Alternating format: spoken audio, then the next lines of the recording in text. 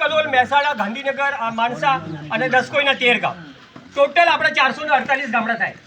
તો આપણે 448 ગામની વસ્તી 282ની વસ્તી.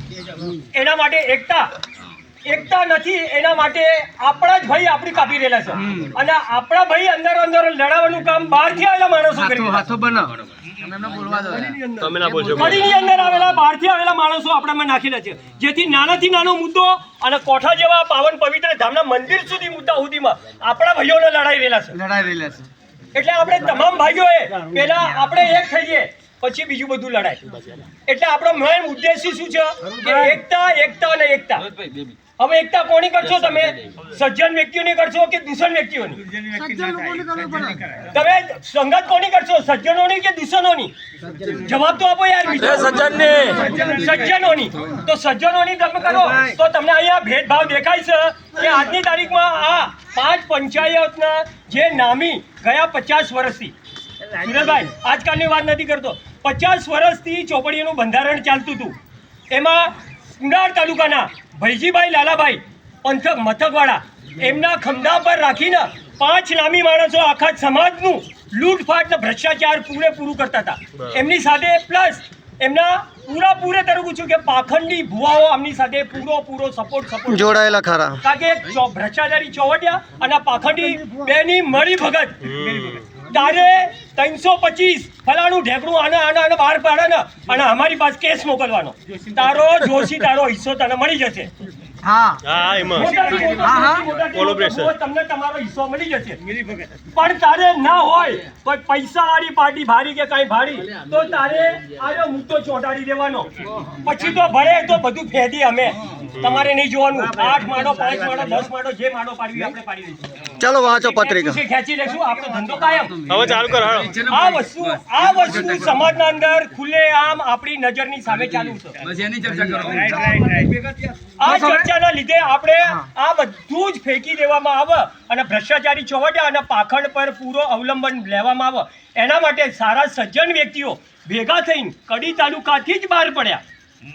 કડી તાલુકાને બહુ બદનામ કરવામાં આવ્યું કે કડીથી જ ચાલી રહ્યું કડી. પણ હું તમને એ કહું કે કડી તાલુકામાંથી જ એવા સજ્જનો ઊભા થઈને આજે આ પોઝિશન પર આપણે બધા સાથે બેસતા થઈ ગયા.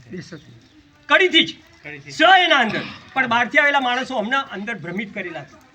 તો આપણે બધા એક જ અમારું મંત્ર બનાવ્યું એકતા સમિતિનું કે 282 ગોળ, કોઈ તાલુકો અલગ નહીં, હર તાલુકાને સમાન અધિકાર આપવામાં આપણે એ માટે એકતા સમિતિ બનાવી.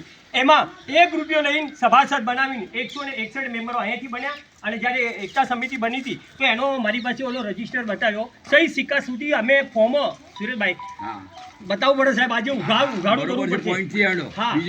કોઈ વિષય નહીં આના અંદર. તો આ એ માણસોના ફોર્મ ભરેલા છે આ નામ સાથે. મારી પાસે એક નામ આવ્યું ગૌતમભાઈ ગલાભાઈ દંતાણી.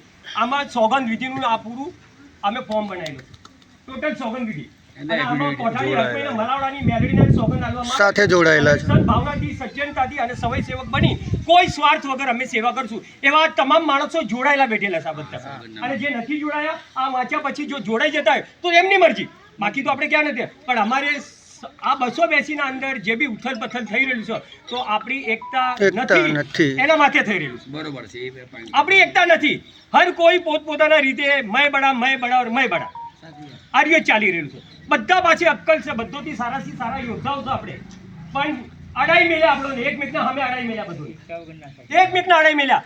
તાલુકાથી અડાઈ મેલ્યો, ભાઈને ભાઈથી અડાઈ મેલ્યો અને કહીને કે કાકા ભત્રીજાને અડાઈ મેલ્યો. આજ અમારા આજે આ જગ્યા પર અમે 15 જણ એવા નામી બેસાડો રહ્યા ને સુરેશભાઈ. આ તો વાત આવી કે હમણાં 15ની પત્રિકા છપાઈને અમે આ સારું કામ કરીએ ને એના માટે પત્રિકા છપાઈ અમે અમારી.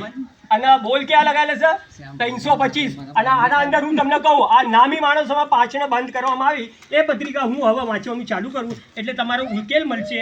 અને આનો બચાવવા માટે હવે જે સામે પડ્યા તો આપણે બધા ભેગા એમનું બી બહાર પાડવું છે કે નથી પાડવું એનું નિર્ણય આપણે લઈએ.